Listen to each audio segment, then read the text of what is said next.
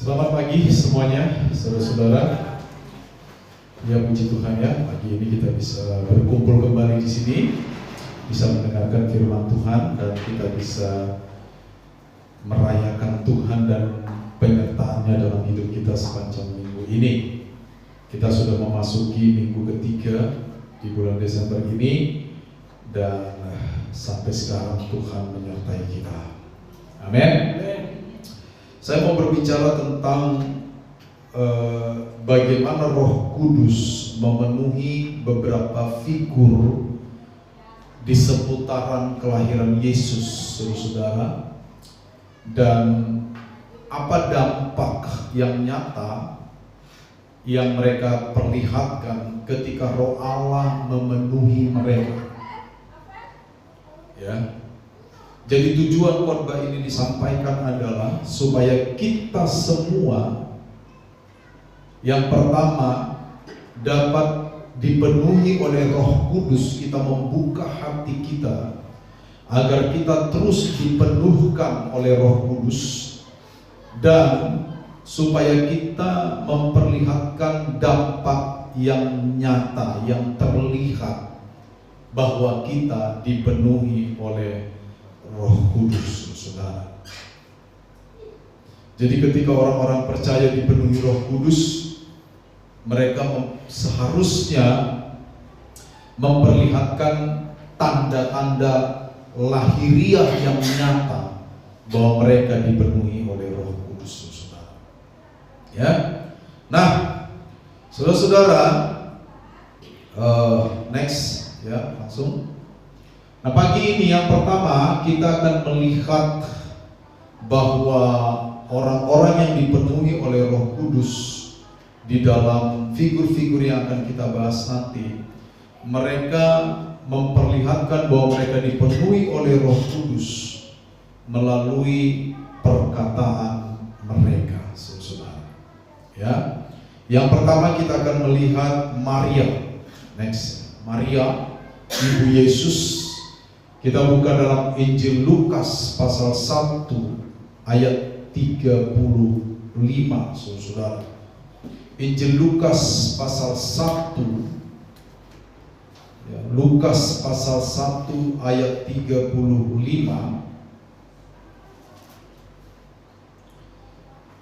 Sudah dapat ya?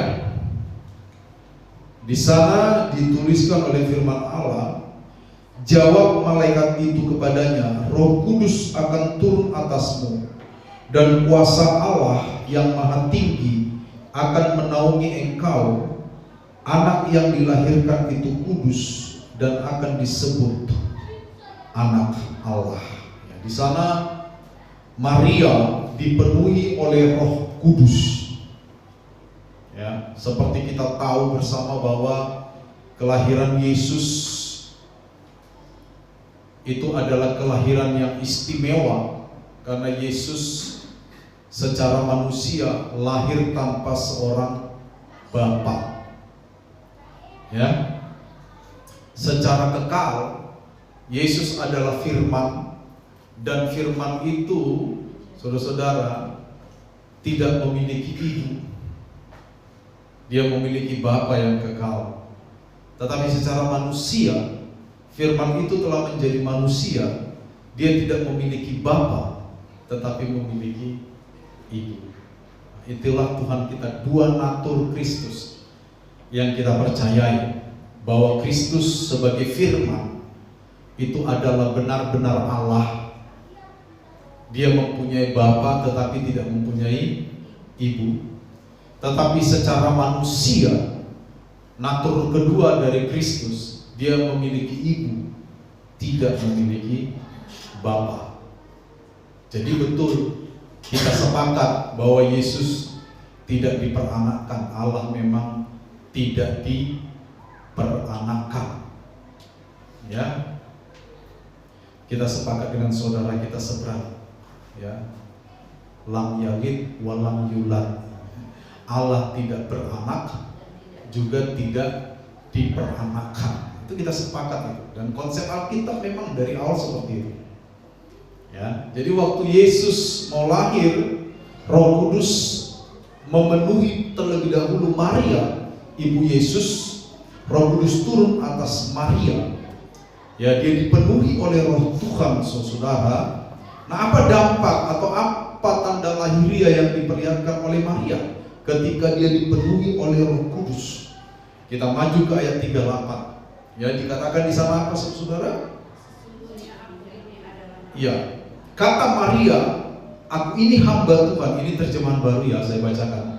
Mungkin berbeda sedikit dengan terjemahan baru 1, tapi esensinya tidak berbeda. Aku ini hamba Tuhan, jadilah padaku menurut perkataanmu itu.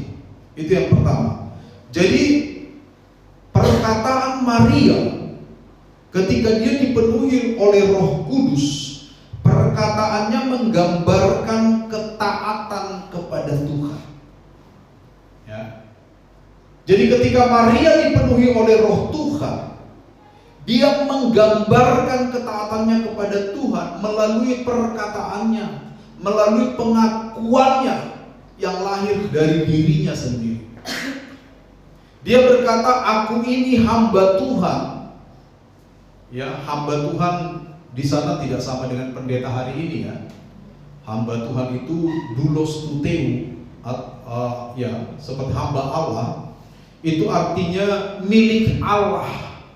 Karena konsep zaman dulu, hamba adalah kepunyaan tuannya. Makanya kalau kita bicara beberapa bulan yang lalu tentang uang dan Tuhan, dikatakan kita tidak bisa menjadi hamba dari dua tuan. Artinya kita tidak bisa dimiliki oleh dua tuan. Jadi ketika Maria berkata, aku ini hamba Tuhan atau hamba Allah, maka dia sedang berkata, aku ini milik Tuhan. Maka karena aku milik Tuhan, jadilah padaku sesuai dengan apa yang dikehendaki oleh Tuanku. Ya. Dan Maria memperkatakan itu.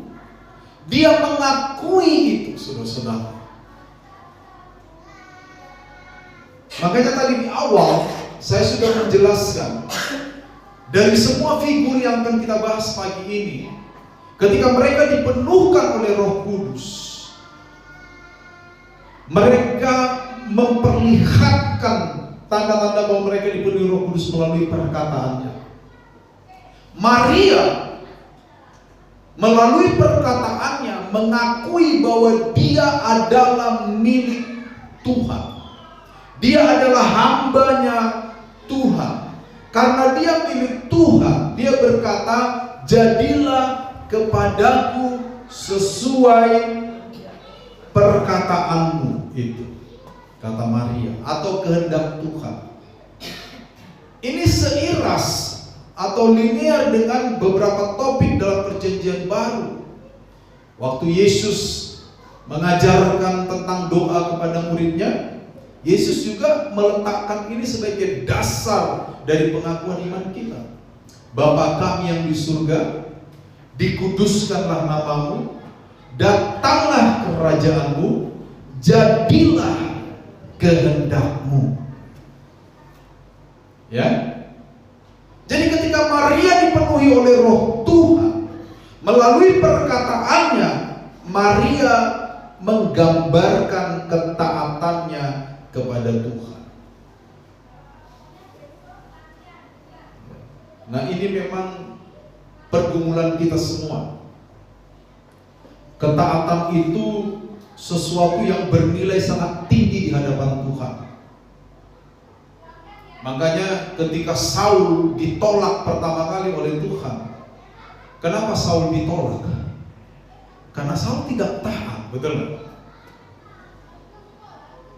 Ya. Harusnya yang mempersembahkan korban itu adalah imam, dalam hal ini Samuel. Tetapi karena ketakutannya terhadap musuh, Saul tidak sabar menanti Samuel. Akhirnya Saul mengambil alih tugas yang bukan tugasnya, saudara. Dia tidak taat kepada otoritas. Yang berotoritas mengorbankan korban pada waktu itu adalah imam, yaitu Samuel. Tapi Saul, dia tidak tunduk kepada otoritas itu karena ada ketakutan yang luar biasa kepada musuhnya pada waktu. Akhirnya dia mengambil alih. Lalu begitu dia membakar korban, Samuel muncul, saudara. Dari situ Tuhan sudah menolak Saul. Sampai nanti akhirnya Saul ditinggalkan oleh roh Tuhan. Saul ditinggalkan oleh roh Tuhan. Jadi ketaatan ini adalah nilai yang sangat penting dalam perjalanan kita dalam hal bertuhan. Kalau kita bertuhan, maka melekat di sana ketaatan. Kita tidak bisa berkata saya bertuhan tapi maaf, saya tidak mau taat kepada Tuhan. Itu tidak bisa, saudara. Nggak bisa itu. Ya, taat terhadap apa kita? Ya terhadap kebenaran firman Allah, terhadap prinsip-prinsip firman Tuhan. Itu yang kita taati. Nilai-nilai kerajaan Allah itu yang kita taati. Ya. Lalu yang kedua, saudara, kalau kita lihat masih Injil Lukas pasal 1 ayat 46 sampai 55. Ya, di sana ada nyanyian pujian Maria. Jadi ketika Maria dipenuhi oleh Roh Kudus, maka perkataan Maria melahirkan pujian kepada Tuhan. Ada pujian, ada semacam doksologi, pengagungan kepada Allah. Makanya kata-kata orang Kristen itu, ini pun pergumulan kita semua. Kata-kata orang percaya memang tidak boleh menjadi kata-kata yang hambar, tidak boleh juga menjadi kata-kata yang sia-sia. Kadang-kadang ada yang kata-kata kita tuh nggak perlu sebenarnya, sia-sia, tidak ada maknanya.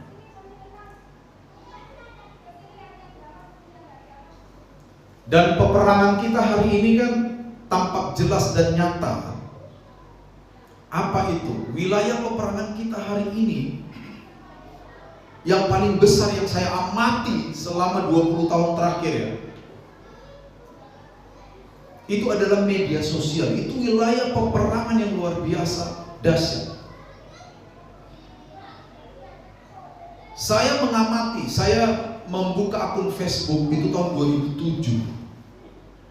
Jadi akun Facebook saya itu umurnya sudah 17 tahun. Ya. Selama saya membuka akun Facebook, saya berteman dengan beberapa ribu orang. Dan saya mendapati inilah ladang peperangan yang luar biasa hari ini. Kalau orang jengkel kepada orang lain, dia tumpahkan melalui perkataannya di Facebook. Dan itu tidak bicara orang-orang biasa. Saya menemukan pendeta, ya, hamba Tuhan, jemaat, semuanya statusnya campur. Kadang-kadang saya juga bingung. Ya, ini adalah ladang peperangan dengan perkataan. Kita kadang hari ini ada istilah yang namanya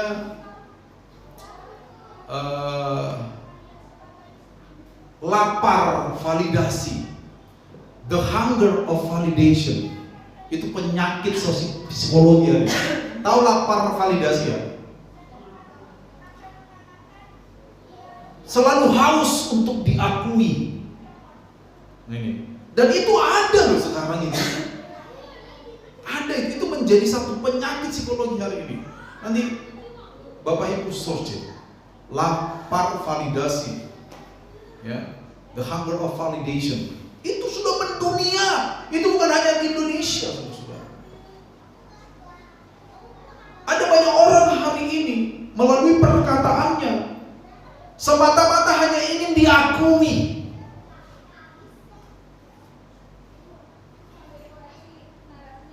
Tentunya kalau ingin diakui ada biaya dong. Betul nggak? Kalau saudara ingin diakui ada biaya kan? Betul apa enggak? Kalau saudara ingin diakui sebagai perempuan yang cantik, ada biayanya nggak? Ada. Kan tidak mungkin saudara pengen diakui sebagai wanita yang cantik pakai lumpur. Kan nggak mungkin. Ada biayanya. Kalau Anda ingin diakui sebagai orang yang mampu,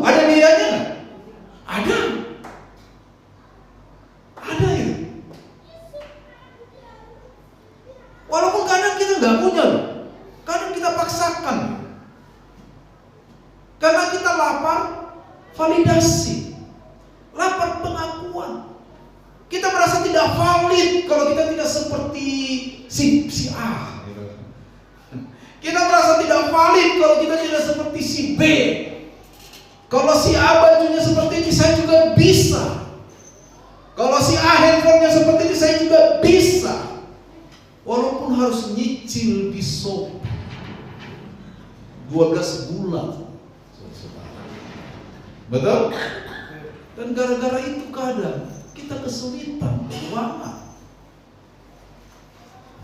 Betul nggak saudara? Perkataan-perkataan kita di media sosial butuh validasi.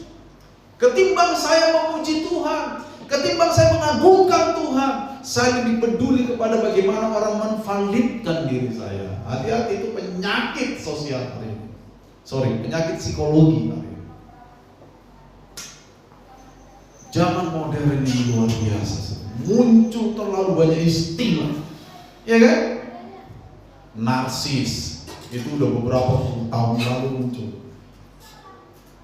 Ya, dari seorang dewa mitologi Yunani yang selalu ingin menonjolkan diri. Makanya kalau saudara atau saya memposting sesuatu di media sosial, berapa kali kita periksa, mencek berapa like yang sudah kita dapat. Itu salah satu dosa narsis itu sebenarnya. Betul? Kita begitu senang ketika banyak like. Sebenarnya di satu sisi itu tidak salah, tetapi kalau itu menjadi ukuran validasi kita, itu menjadi salah.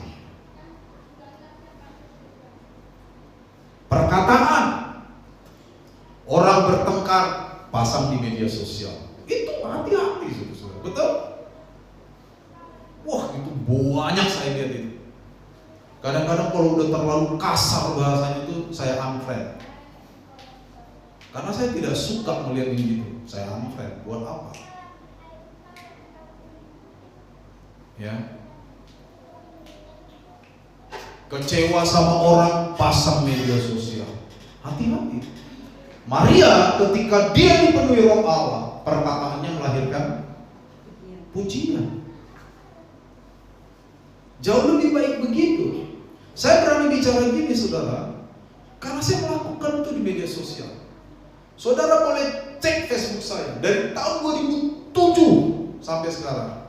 Kalau saudara temukan satu pun postingan tentang perkataan yang tidak bagus, tunjukin ke saya. Satu pun, saya berani jamin.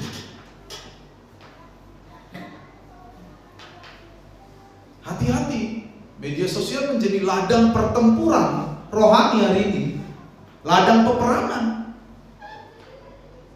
Kalau saudara kecewa sama orang, lalu saudara fake post di media sosial melalui perkataan, apa saudara berpikir bahwa orang akan peduli terhadap masalah Anda? Sudah diteliti dan ini scientific, ilmiah, tidak ada yang peduli sebenarnya. Tidak ada. Dan itu sudah diteliti, saudara. Itu nggak main-main. Jadi nggak ada gunanya. Justru jauh lebih terhormat kalau kita punya masalah, tidak ada orang yang tahu, tapi Tuhan tahu. Itu jauh lebih terhormat. Amin. Makanya kan firman Tuhan bilang kan, berdoalah dengan tidak jemu-jemu. Filipi berkata apa? Janganlah kamu khawatir tentang apapun juga, tetapi sebagai ganti khawatir, nyatakanlah kepada Allah segala sesuatu yang ada di dalam hatimu dengan doa dan ucapan syukur. Begitu cara orang Kristen memperkatakan sesuatu kepada Allah, bukan di media sosial. Saya harap kita semua terus bertumbuh dalam ini, amin. Berproses, oke, kita memang berproses, tapi saya ingin prosesnya progres, naik, maju. Ya, itu dia. Maria ketika dia dipenuhi Roh Kudus, perkataannya menggambarkan ketaatan dan perkataannya penuh dengan pujian kepada Tuhan. Yang kedua, kita melihat satu tokoh, Elisabet, ya. Elisabet ini siapa? Elisabet ini adalah ibu dari Yohanes Pembaptis. Elisabet ini adalah ibu dari Yohanes Pembaptis. Coba kita baca Lukas 1 ayat 41. Dikatakan di sini apa, saudara? Ketika Elisabet mendengar salam Maria, melonjaklah anak yang ada di dalam rahimnya, yaitu Yohanes Pembaptis. Dan Elisabet pun penuh dengan Roh Kudus. Elisabet juga dipenuhi dengan Roh Kudus. Dan sebagai bukti bahwa Elisabet dipenuhi Roh Kudus, saudara, di ayat 46 sampai 55, saudara. Ayat 45, Di ayat 45 dikatakan, berbahagialah ia yang percaya bahwa apa yang dikatakan kepadanya dari Tuhan akan terlaksana. Ini siapa yang ngomong ini? Ini yang ngomong Elisabet. Ya, dari ayat 42 sebenarnya. Ketika Elisabet pun penuh dengan Roh Kudus, lalu berseru dengan suara nyaring, diberkatilah engkau di antara semua perempuan dan diberkatilah buah rahimmu. Siapakah aku ini sampai ibu Tuhanku datang mengunjungi aku? Sebab pada saat salammu sampai di telingaku, anak yang di dalam rahimku melonjak kegirangan. Lalu Elisabet menyimpulkan begini, berbahagialah ia yang percaya bahwa apa yang dikatakan kepadanya dari Tuhan akan terlaksana, saudara-saudara. Ketika Elisabet dipenuhi Roh Kudus,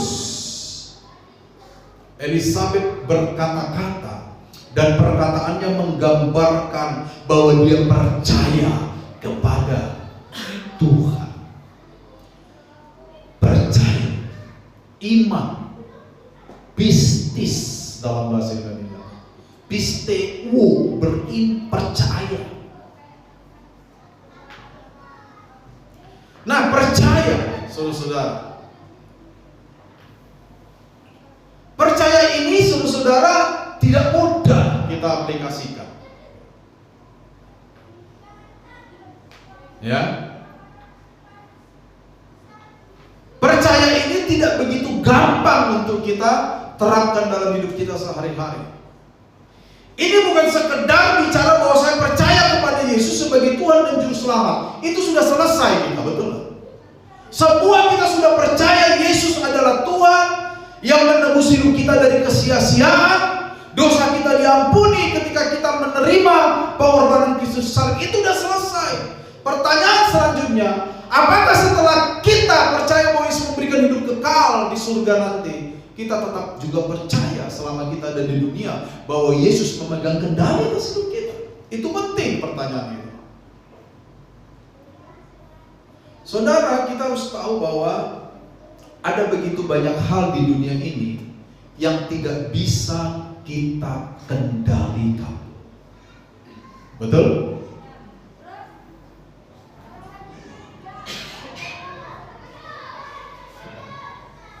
Ada begitu banyak hal di dunia ini yang tidak bisa kita kendalikan. Salah satunya apa?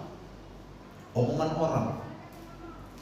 Siapa yang bisa mengendalikan, maaf ya saya pakai bahasa, mulutnya orang tentang kita? Siapa? Ada? Apakah kita bisa nutup mulut orang semua? Ini kayaknya mau bicara nggak baik tentang saya, tutup mulutnya. Begitu? Nggak bisa. Lalu mengapa kita pusing dengan sesuatu yang kita nggak bisa kendalikan? Kenapa?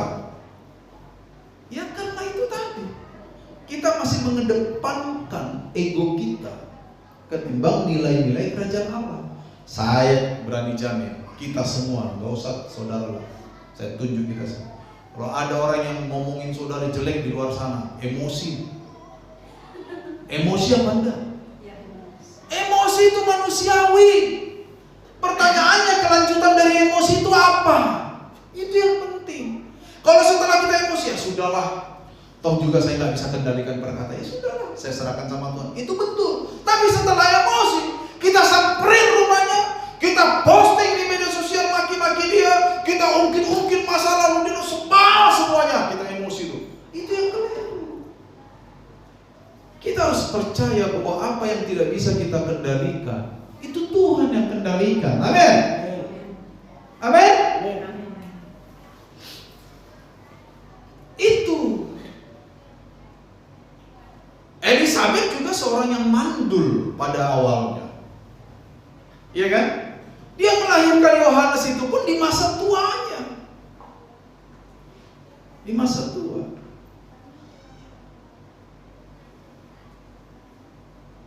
Bahkan bapaknya Yohanes saking gak percayanya, bisu dia. Bapaknya seorang imam, gak percaya sama janji Tuhan. Tuhan bilang, tak bikin bisu kamu. Bisu. Dia baru bisa ngomong ketika Yohanes lahir. Betul kan? Kalau saudara baca itu kisah. Jadi memperkatakan iman itu penting. Saya ajari saudara ya. Walaupun saya hamba Tuhan, banyak perkara dalam hidup saya gak bisa saya kendalikan. Banyak sekali. Dan dalam doa-doa pribadi saya kepada Tuhan, sering sekali saya bilang, Tuhan, yang ini saya tidak mungkin bisa kendalikan, yang ini tidak, yang ini tidak. Karena saya tidak bisa mengendalikan, saya percaya Tuhan yang mengendalikan. Itu terucap, saudara-saudara. Walaupun saya sebagai pendeta hamba Tuhan, saya harus mengakui, sangat banyak hal yang gak bisa saya kendalikan. Betul? Banyak. Hari ini anak saya berjuang. Apakah semua perjuangan dia bisa saya kendalikan? Nggak bisa, saudara. Nggak bisa.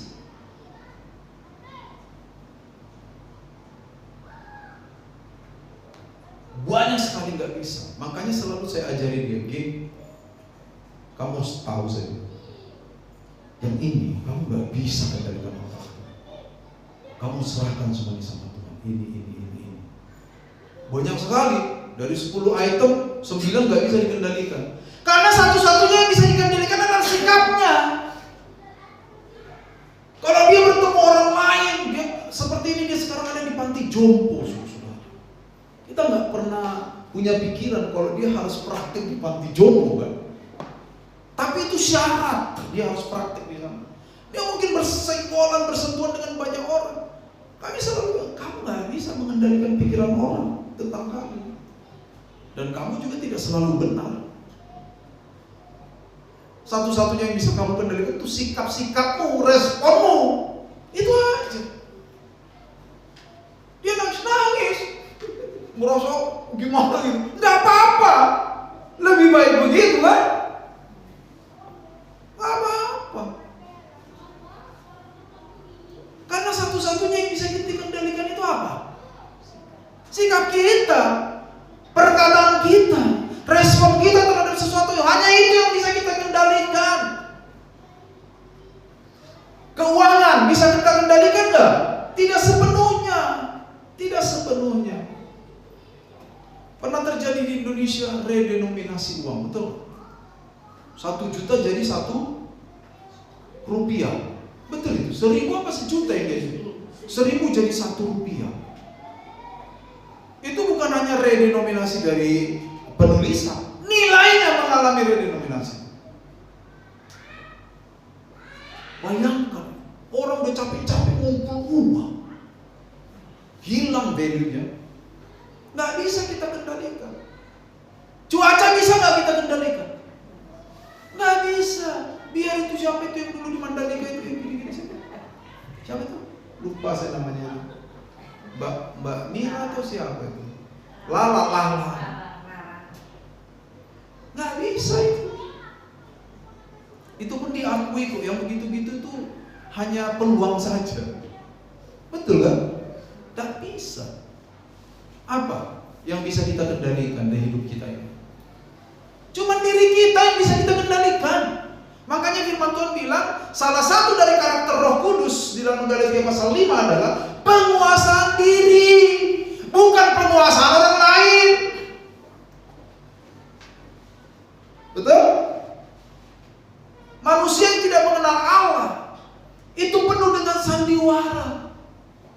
Penuh dengan sandiwara. Jadi kita nggak boleh terlalu senang kalau ada orang yang terlalu muji-muji kita. Ingat, Pujian adalah pujian.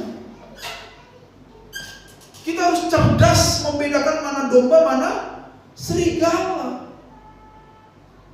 Iya kan?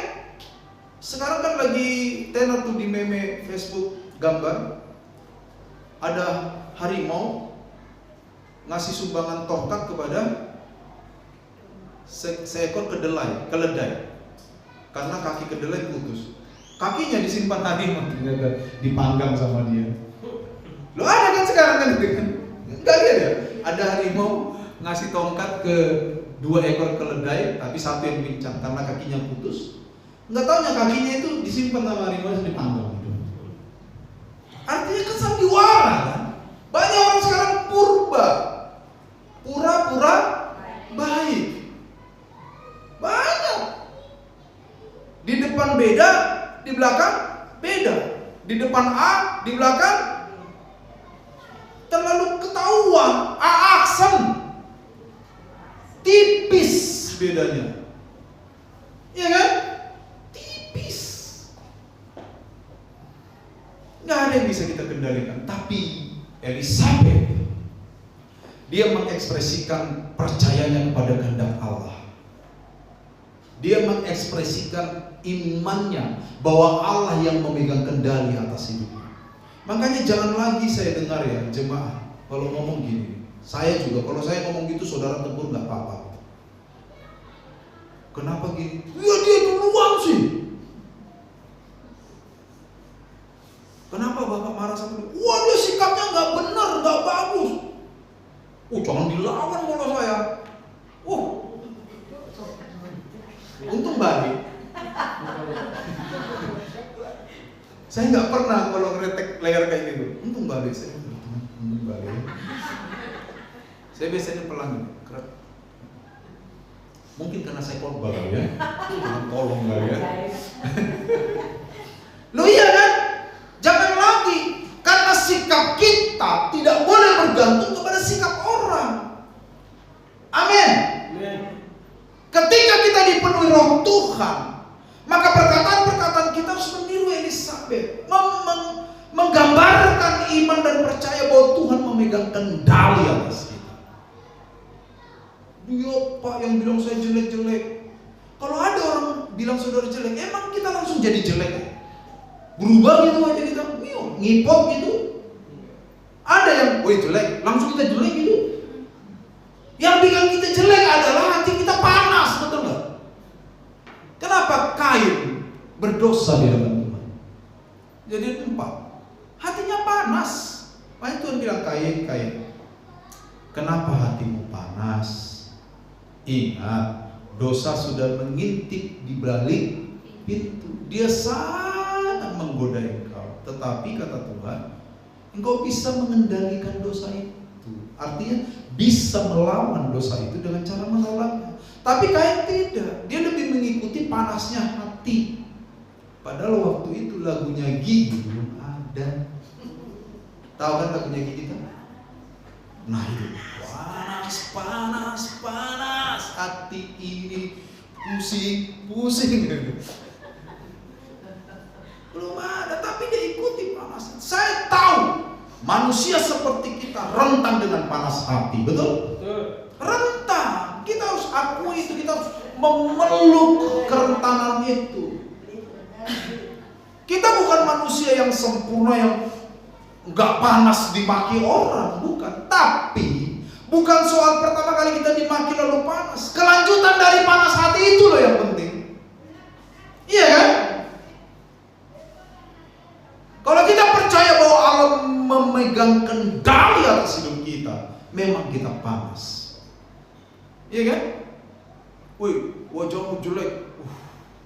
Panas kita. Tapi setelah kita panas, kita percaya Allah memegang kendali. Berhenti di situ.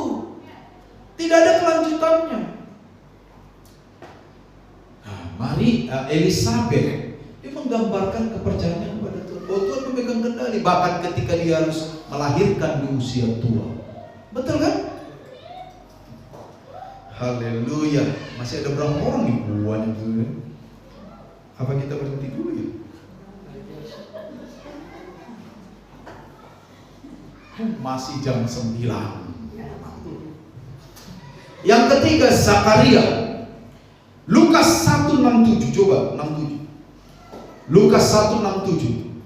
Zakaria ayah Yohanes itu, Yohanes belum lahir itu ya. Oh, udah lahir. Penuh dengan Roh Kudus. Zakaria juga penuh dengan Roh Kudus, bapaknya Yohanes. Lalu apa yang menjadi perkataannya? Ayat 68 sampai 79. Zakaria melantunkan pujian. Makanya judulnya itu nyanyian pujian Zakaria. Jadi ketika Zakaria penuh dengan Roh Tuhan, sama tadi dengan Maria, dia menjelaskan pujian terhadap karya Allah. Dan pujian Zakaria ini teologis sekali loh. Kalau kita baca kata-kata Zakaria di sini, dia menggambarkan peristiwa di masa lalu. Bagaimana Allah menyertai umatnya, betul kan? Coba saudara lihat betul. Terpujilah Tuhan Allah Israel. Ia datang untuk melawan dan membebaskan umatnya. Ini peristiwa apa ya? Keluaran bangsa Israel dari Mesir. Karena bagi orang Yahudi seluruh peristiwa keluaran itu adalah peristiwa yang paling utama dalam konsep iman mereka. Makanya tokoh terbesar bagi orang Yahudi itu Musa. Sampai sekarang memang mereka belum mengakui Yesus sebagai Mesias. Mereka masih menunggu datangnya Mesias. Tapi bagaimana Allah berkarya kepada Musa melalui Musa, itu sangat diingat oleh orang Yahudi. Makanya ketika Zakaria menyanyikan pujian, dia menggambarkan peristiwa di masa lalu, di mana Allah bekerja dengan cara-cara yang ajaib dan luar biasa. Kenapa begitu? Ya karena dia merasakan penyertaan Tuhan yang ajaib. Istrinya yang sudah tua, yang mandul, yang tidak mungkin punya anak, itu melahirkan seorang anak. Dia yang tidak percaya langsung bisu. Begitu dia percaya terhadap kehendak Allah, mulutnya dibuka. Lalu dia ketika dia dipenuhi Roh Kudus, mulutnya dibuka Tuhan. Dia menyanyikan pujian. Nah ini juga harus kita tiru saudara. Ketika kita dipenuhi Roh Kudus, perkataan kita harus menjelaskan karya-karya Allah yang ajaib dalam hidup kita. Makanya kalau saudara dan saya hari ini punya persoalan, coba ingat kembali masa lalu kita. Pada saat dimana Tuhan menyembuhkan kita, pada saat dimana Tuhan memberkati kita dengan cara-cara yang ajaib, pada saat dimana Tuhan menolong kita keluar dari situasi-situasi yang sulit, itu akan menguatkan iman kita, saudara. Saudara bisa jadi tidak punya apa-apa, tapi saya tidak tahu. Yang saya tahu hanya saya kan gitu. Saya pernah dalam hidup saya hanya tersisa uang 1.000 itu pernah di Sumbawa. Dalam kondisi sakit, berobat, dia resep 900 sampai 1 juta, saya tidak beli. Karena uang sisa 1.000. Itu pernah saya alami. Tetapi syukur saudara-saudara, pada masa-masa sulit seperti itu, saya berani bersaksi di depan saudara bahwa hati saya tidak goyah sedikit pun terhadap iman saya kepada Tuhan pada masa itu. Di Sumbawa saya baru merasakan masa-masa yang sangat sulit dalam hidup dan pelayanan saya. Di tempat lain saya sehat, kuat, orang bilang gak mungkin saya sakit. Itu orang, namanya juga pujian. Pujian adalah pujian. Saya sudah rasakan Medan, Papua, Sulawesi yang penuh dengan nyamuk pada waktu hutan. Memang jatuh sakit tapi tidak banyak. Saya sudah kena malaria di sana. Tapi begitu saya masuk Sumbawa, segala macam menyerang. Kadang-kadang gak mengerti juga. Untuk waktu itu saya masih muda, darah muda. Saya selalu ingat motivasi dari lagunya Roma Irama. Karena saya masih darah muda, kena malaria pertama tahun 2005 di Sumbawa. sesak nafas, alergi, sampai buku semua saya rasa. Divonis liver. Wah, banyak saudara.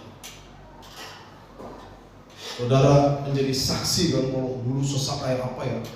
Itu pernah setelah berobat uang tinggal 1.000, resep 930 berapa. Itu bisa ditebus nggak ya? Waktu itu saya ingat tuh resep saya buang. Saya nggak cerita ke siapa. Cuman kami dua yang tahu kalau nggak ada uang. Ke jemaat juga saya nggak cerita. Buang resep, berdoa. Ya karena itu yang bisa saya lakukan. Masa ngutang di pinjol? Waktu itu juga pinjol belum ada. Itu masa sulit? Ya. Apakah saya langsung sembuh? Tidak. Makanya iman itu saudara tidak selalu dibuktikan bahwa Anda sembuh, masalahmu selesai. Bukan. Iman itu tidak, buktinya bukan itu. Bukti dari iman yang kuat adalah percaya kepada karya Allah dalam hidup kita. Kalaupun saya tidak bisa melihat karya Allah dengan jelas hari ini, saya tetap percaya akan karakter Tuhan yang tidak pernah berubah. Jangan kira saya sebagai hamba Tuhan selalu tahu jelas karya Allah dalam hidup. Tuhan, kenapa doa saya nggak dijawab? Nggak tahu. Doa juga udah ada yang keras, ada yang cepat, lambat, mendayu-dayu juga sudah saya lakukan. Tapi banyak doa saya tidak dijawab. Harusnya saya bertanya, kenapa Tuhan? Kenapa hamba Tuhan lain begini-begini tampaknya enak Tuhan? Saya begini, aduh ini kan tujuan mulia atau enggak? Tuhan jawab, tidak. Saya boleh tidak tahu apa isi hati Tuhan terhadap doa saya, tapi saya tahu satu hal, akan karakter Tuhan yang tidak pernah berubah terhadap saya, yaitu kasih dan setia. Amin. Tak berkesudahan kasih setia Tuhan, selalu baru setiap hari. Berarti selalu baru kasih setia itu, selalu ada. Apakah kasih setia Tuhan selalu diwujudkan bahwa saya sakit langsung sembuh? Tidak. Apakah kasih setia Tuhan berarti ketika saya kekurangan uang saya berdoa langsung ada jalan keluar? Tidak. Kasih setia Tuhan diwujudkan ketika kita menyadari penyertaan Allah di tengah badai. Betul? Ketika kita bisa tenang walaupun badai di sekeliling kita. Makanya kan salah satu lagu kita kan gitu. Haleluya, Kau ada dalam hatiku, takkan patah semangatku. Betul lah? Takkan hilang harapanku. Bait pertama itu kan gitu. Ku dapat rasakan kasihnya di tengah badai yang bergelora, bukan di tengah angin yang sepoi-sepoi.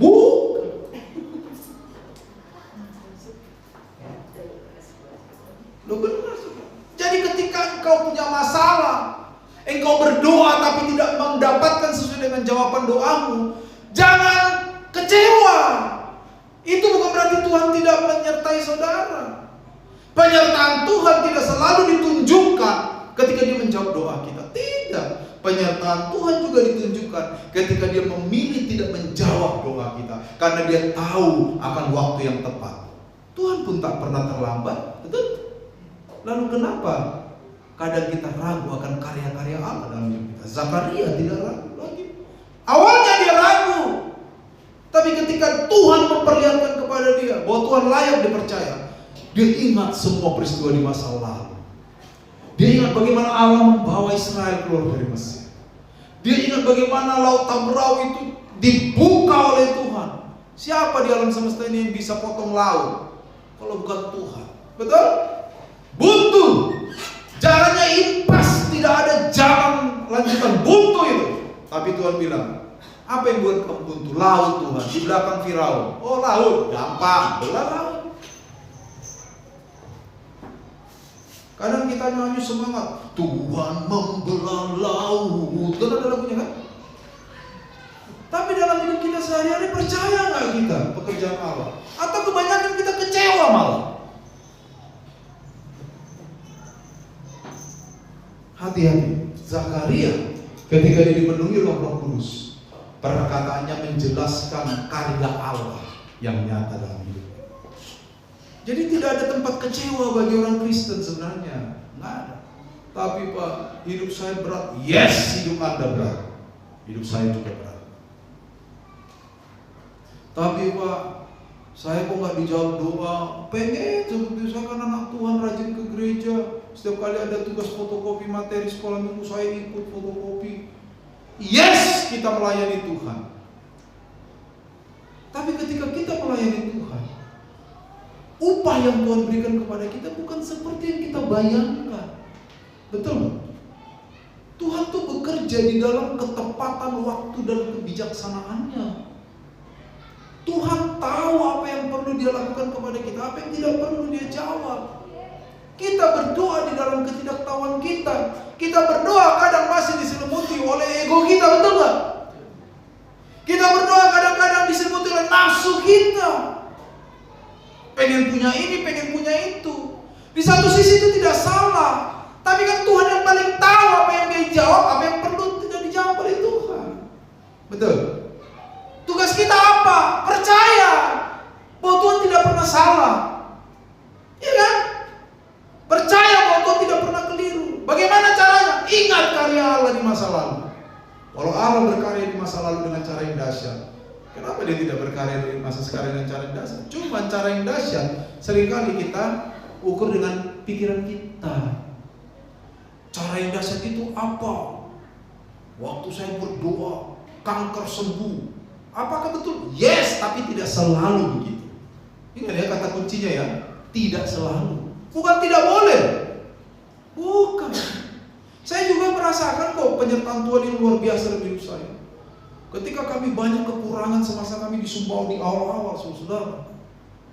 Ya, kalau sekarang nggak kekurangan. Saudara nggak usah kasihan sama saya. Dulu, waktu awal-awal banyak kekurangan. Kami juga melihat kok bagaimana Tuhan luar biasa dengan cara-cara yang ajaib. Melihat. Nah, ketika hari ini kadang-kadang saya berkata, Tuhan tolong, Tuhan tolong. Tuhan ingatkan saya kepada karya Tuhan di masa lalu. Itu ada lagu lama, itu lagu rohani kan. Kau berikan kesempatan, ya kan? Masih ingat lagu itu? Untuk melihat karyamu dari masa lalu.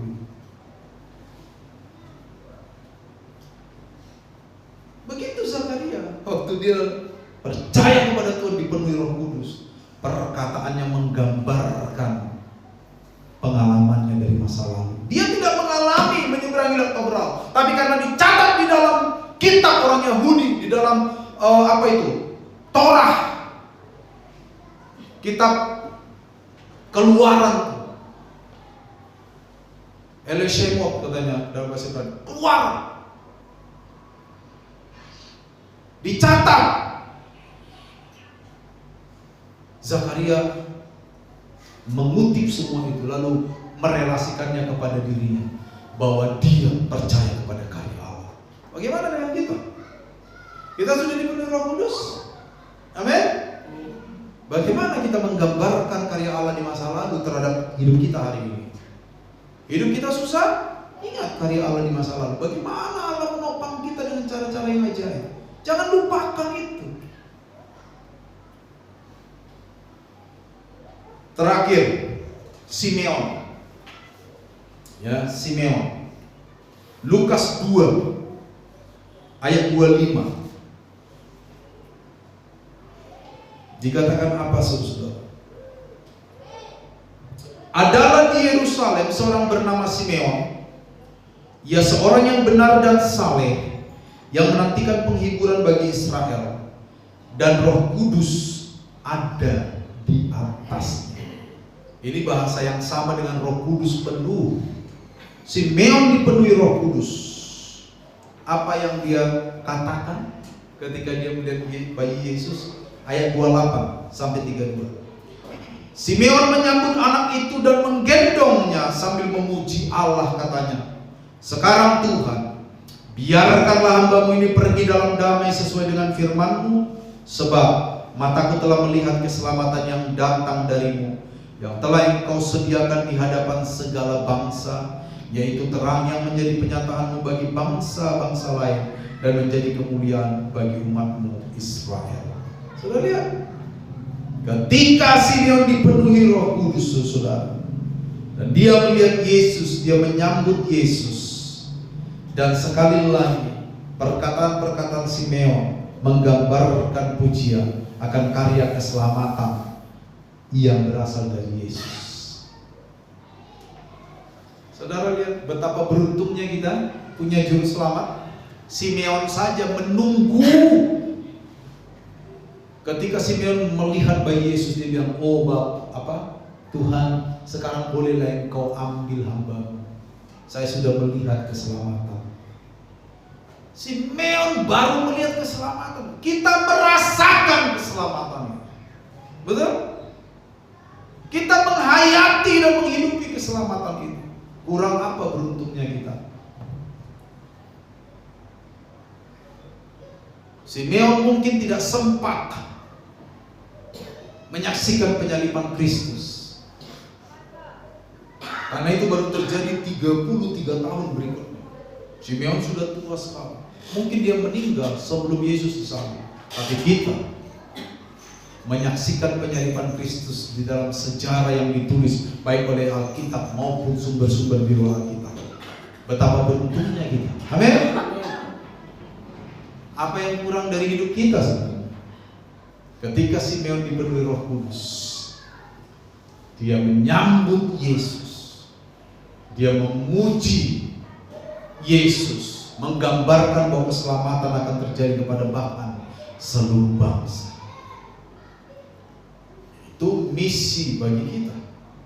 Nah, ketika kita dipenuhi Roh Kudus, perkataan kita harusnya menjadi perkataan yang terus mensyukuri keselamatan yang Tuhan berikan bagi kita. Amin. Kesimpulan, peristiwa Natal melibatkan figur yang dipenuhi dengan Roh Kudus. Tadi ada Maria, ada Elisabeth, ada Zakaria, dan ada Simeon.